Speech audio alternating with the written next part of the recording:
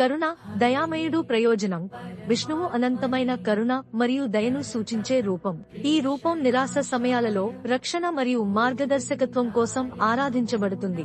విశ్వక్సేన, దివ్య ద్వారపాలకుడు ప్రయోజనం. విష్ణువు సేనాధిపతిగా మరియు వైకుంఠానికి రక్షకుడిగా ఈ రూపంలో ఉంటాడు. అతను దుష్ట శక్తుల నుండి దైవిక లోకాన్ని కాపాడుతాడు మరియు కేవలం యోగ్యులకు మాత్రమే విష్ణువు దర్శనం ఇస్తాడు. అజిత, అజేయుడు ప్రయోజనం.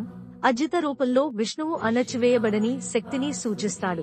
ఈ రూపం అత్యంత కష్ట సమయాలలో సంతులనం మరియు రక్షణ కోసం ఆరాధించబడుతుంది. కృతివాస, గద మరియు వజ్రాయుధం ధరించినవాడు ప్రయోజనం. కృతివాసుడు గద, ఇంద్రియాలపై నియంత్రణ, మరియు వజ్రాయుధం, దైవిక కోపం ధరించి అధర్మాన్ని నాశనం చేసి ధర్మాన్ని పునరుద్ధరిస్తాడు. ఆది నారాయణ, విష్ణువు యొక్క ఆదిమ రూపం ప్రయోజనం. ఆది నారాయణుడు అనేది విష్ణువు యొక్క నిరాకార, అనంతమైన రూపం. ఈ రూపం కాలం మరియు స్థలానికి అతీతమైనది, సృష్టికి మూలం. భృగుపతి, భృగు వంశానికి ప్రభువు ప్రయోజనం.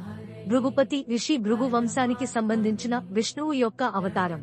ఈ రూపం జ్ఞానం మరియు భక్తి ద్వారా ప్రపంచంలో సంతులనాన్ని కాపాడుతుంది.